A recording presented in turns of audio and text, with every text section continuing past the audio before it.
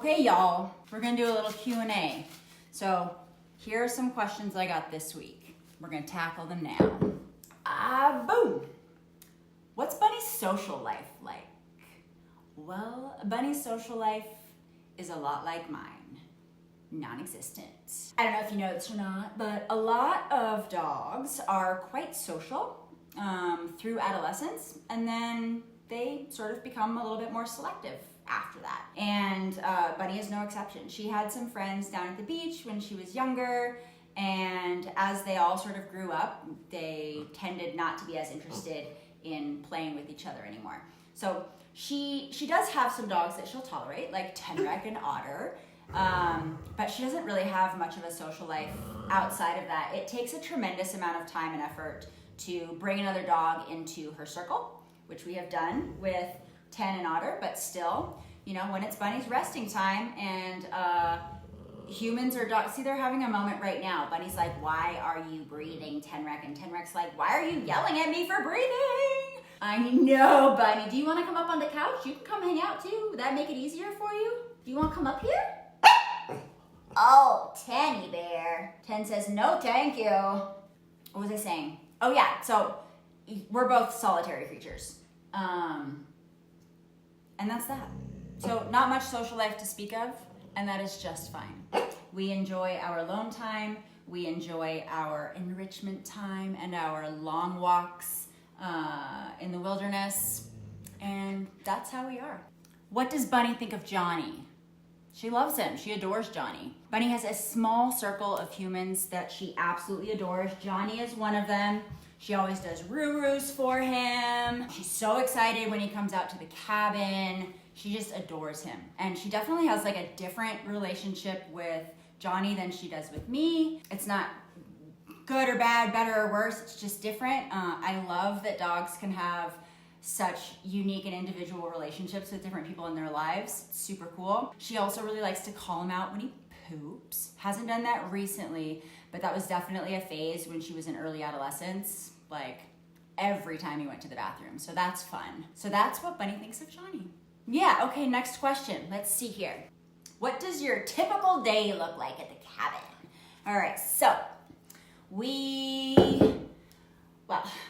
this isn't how I would choose to wake up, but it's just kind of what happens. I usually wake up at around 5 because one of the dogs is like, well, I gotta do something or drink something or just wanna like put my tongue in your nostril. So that's around 5, and then I try and go back to sleep until like, I don't know, maybe 6. But then we get up at 6 and I have a couple of cups of coffee, and then we go for a little walk or a big walk. Sometimes it's a hike. Right now I'm really, really busy, so it's like a shorter walk, but not short, like 45 minutes or something.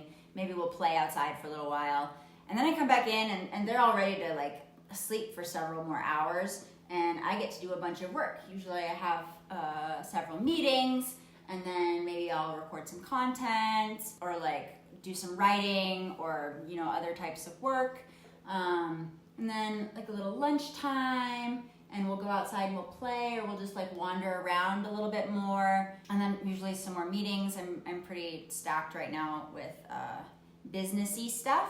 And then we'll do training, maybe with all 3, but usually just with like 1 or 2, and just like short little training sessions and working on learner-centered training protocols right now, which are really fun and really empowering and really in line with my ethics. So I'm loving that.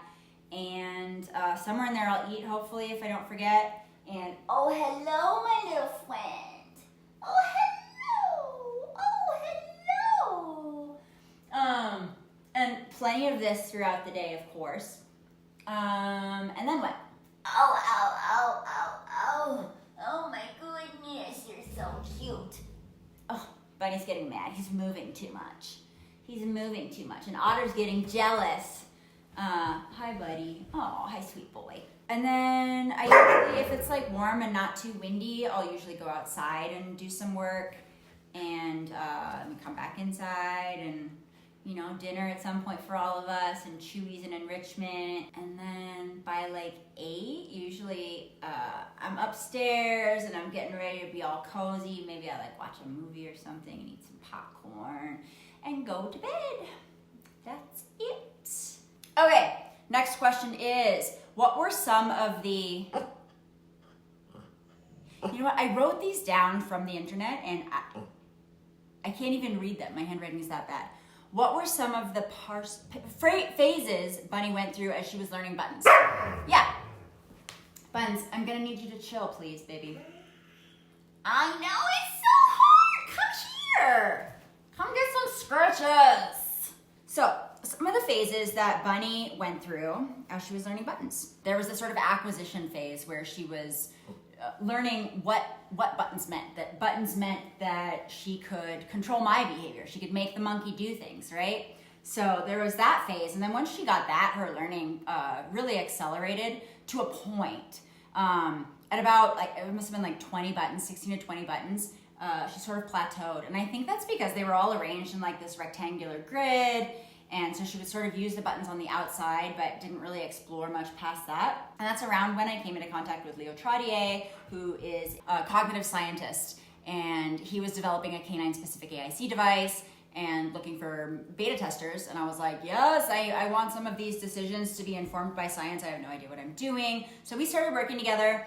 You know, it was all iterative design. So I was using the very first version of the product, and then scaffolded towards, you know, better and better iterations of the product. When I moved those buttons to the hex tiles, there was a little bit of like a, oh my God, what's happening now with Bunny, where she, all she said for like a week was want, where, mad, all done, want, where, mad, all done. So she learned where those buttons were on her new configuration and was using them to say, I want the old configuration back. But she very quickly adapted, and then her learning sort of skyrocketed. And I presume that's because the hex tiles are really meant to give as many context cues as possible to be able to like compartmentalize the words and the categories, because they're all categorized based on the Edith Fitzgerald key.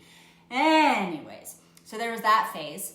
And then somewhere in there, maybe like concurrent with all that, there was like an exploration phase where she was sort of babbling a lot. She would just be like pressing buttons and like hearing the sound, and then pressing a different button, and then pressing them in different combinations, and looking at me and sort of watching to see what I would do. Like, what does this combination make the monkey do?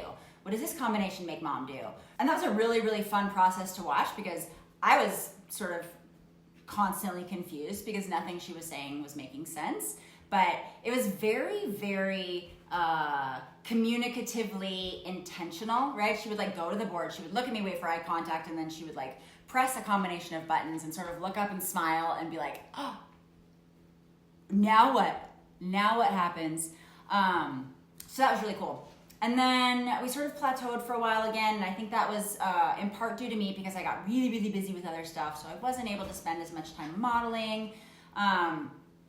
Okay, we good? Are we good, little buddy? Don't eat the questions. Don't eat the questions. Oh, and then other times, you know, maybe she's having a really bad stomach ache for a week, because we know that she's got, you know, gastrointestinal challenges. So yeah, when she's not feeling well, she tends to use them less. Or when she is getting a ton of other enrichment and exercise and or, you know, play, or when we're just doing other things, she sleeps a lot more. And as she's aged, she's become a much, much lazier girl.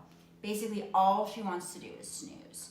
And she's like one of those people that doesn't want to go to the gym, but then goes to the gym and is like really thankful afterwards. Like, I'll say, hey, you want to go for a walk? And she'll be like, no, not really. And then she'll come for a walk sort of begrudgingly, but then afterwards she's so happy and she's like so relaxed. So anyways, those are the button phases that she's gone through. And right now we're in a phase where I kind of want to reorganize her board a little bit again and make it make more sense for her and for me, and maybe add some new relevant words now that we're at the cabin a lot. Like, I recently added fire and wind because it gets real windy here. And I'm excited to add a snow button because we're gonna get a ton of snow in the winter, which is gonna be so fun. Tenrec doesn't love snow because he just like, and then is like under it. All right, that's enough questions for today. More later. Okay, bye. You know the drill. Like, share, subscribe, and we'll see you next time.